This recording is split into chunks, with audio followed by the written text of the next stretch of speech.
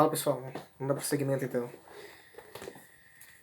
Quando o brasileiro João Havelange foi eleito o primeiro presidente não europeu da FIFA em 11 de julho de 1974, a organização não tinha mais do que 10 funcionários em tempo integral. E como ele depois lembrou, o secretário-geral, sua esposa e o cachorro deles moravam no mesmo prédio. As reuniões sempre tinham de acontecer em outro lugar. O futebol naquela época, já com mais de um século de existência, ainda era um empreendimento rústico. O pouco dinheiro gerado era proveniente quase completamente dos torcedores dispostos a comprar ingressos e sustentar-se em arquibancadas de concreto descobertas para torcer por seus times. O salário dos jogadores era pequeno, o patrocínio inexistente e os homens que administravam o esporte eram motivados, em grande parte, por um senso de utilidade pública e pelo amor ao jogo. O antecessor de Havelange, Sir Stanley Ross, era a encarnação quase perfeita do espírito romântico. Um inglês tradicional que parecia alérgico à possibilidade de comercializar o esporte e se ocupava em preservar cada vez mais noções ultrapassadas consideradas vitorianas, se não claramente colonialistas, pela crescente filiação internacional na FIFA. Havelange, advogado e homem de negócios, era um tipo completamente diferente. Ele gostava de falar sobre como a FIFA tinha pouco mais de $30 na conta bancária quando assumiu. A FIFA, dizia ele, não tinha nada, nem um centavo. Ross estava exagerando. Na realidade, a organização sem fins lucrativos, ONG, tinha uma receita de cerca de $30 milhões em 1974, sobretudo por causa da Copa do Mundo. Porém, estava claro que a entidade suprema do esporte ia enfrentar dificuldades para maximizar seu potencial de lucro. A plataforma de campanhas de Havelange foi baseada na promessa de 8 ações para virar o jogo, focado sobretudo em subsídios para as nações em desenvolvimento, que o elegeram e no compromisso de expandir o número de times participantes da Copa do Mundo, de modo que mais países tivessem a chance de obter consideráveis vantagens financeiras. Porém, alcançar tudo isso custaria bastante dinheiro, um dinheiro que a FIFA simplesmente não tinha. A ajuda veio de Horst Dassler, herdeiro da família fundadora da Adidas, e do jovem publicitário britânico Pat Kenneally. A ideia deles era levar grandes marcas corporativas para injetar dinheiro no futebol, em troca de contratos de patrocínio que durariam por anos e incluiriam a Copa do Mundo e outros eventos da FIFA. Até então, os anunciantes simplesmente pagavam aos donos dos estádios pelo aluguel do espaço onde exibiam seus logos por partida ou periodicamente. Quase nada do dinheiro é destinado aos times, às ligas ou mesmo à FIFA. Dasley e Nari reconheceram que a FIFA e todas as organizações subordinadas, não os donos de estádios, eram as entidades com um bem valioso, e esse bem era o futebol.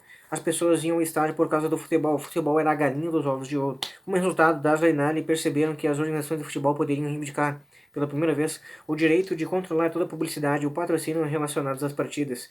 Uma vez que isso fosse feito, eles poderiam ser agrupados em pacotes de direitos milionários com tudo incluído, garantindo exclusividade e uniformidade às marcas. Dassler e Nelly colocaram-se no meio dessas transações, fundando um novo tipo de negócio que foi chamado de agência de marketing esportiva, que compraria os eventos da FIFA no atacado e os venderia em parcelas aos patrocinadores com uma rica margem de lucros. O modelo inventado logo se tornaria lugar comum nos esportes, mas em meados dos anos de 1970 era algo revolucionário, se não totalmente insano. Os dois homens levaram mais de 18 meses em meio a táticas de vendas agressivas para convencer a Coca-Cola a se comprometer com pelo menos $8 milhões a fim de se tornar a primeira marca parceira da FIFA e a primeira patrocinadora mundial exclusiva na história dos esportes. Isso foi um divisor de águas. A FIFA Coca-Cola World Football Development Program, criado por Dasley Nally, marcou o início de um novo tipo de relação simbiótica entre marcas internacionais e organizações esportivas, que começou a ser a maior fonte de renda dessas organizações. O dinheiro da Coca-Cola permitiu a Havelange cumprir suas promessas. Ele aumentou o tamanho da Copa do Mundo, garantiu mais vagas aos times da África, Ásia e Oceania, acrescentando na região a Nova Zelândia e o Pacífico Sul, e continuou cuidando das relações com executivos politicamente influentes através do patrocínio direto. Por meio do programa da Coca-Cola, ele começou distribuindo equipamentos, treinos e treinamento médico a federações empobrecidas. Depois, quando a receita da FIFA começou a crescer, o apoio era dado.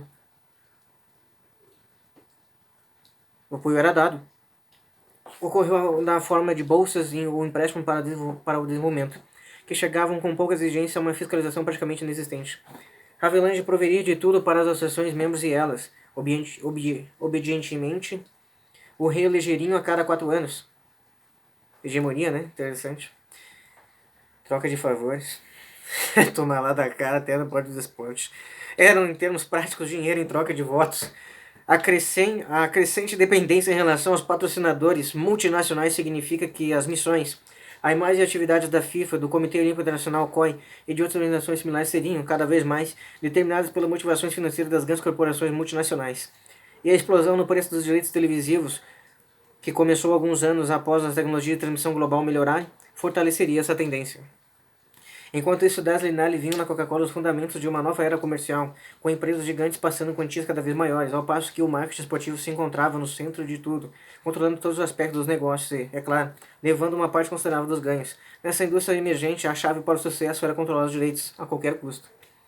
Com o passar das décadas, a Coca-Cola injetou centenas de milhões de dólares na FIFA, uma das parcerias mais duráveis nos esportes. Mas quando eles assinaram o contrato pela primeira vez, os executivos de marketing do refrigerante de Atlanta sentiram que eles estavam correndo um grande risco e insistiram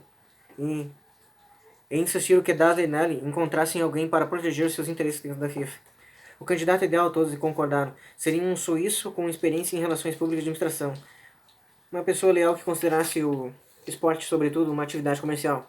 Alguém que viajaria pelo mundo promovendo o futebol e, ao mesmo tempo, promovendo bebidas escuras gasosas, distribuindo uniformes, bolas e chuteiras de graça para a base eleitoral de Avalanche, a começar por uma viagem à Etiópia em novembro de 1976. Essa pessoa era Joseph Blatter, o primeiro diretor de desenvolvimento técnico da FIFA e seu futuro presidente. Bem, fechamos agora ali. Vamos continuar a trama. Logo mais. Nós vamos continuar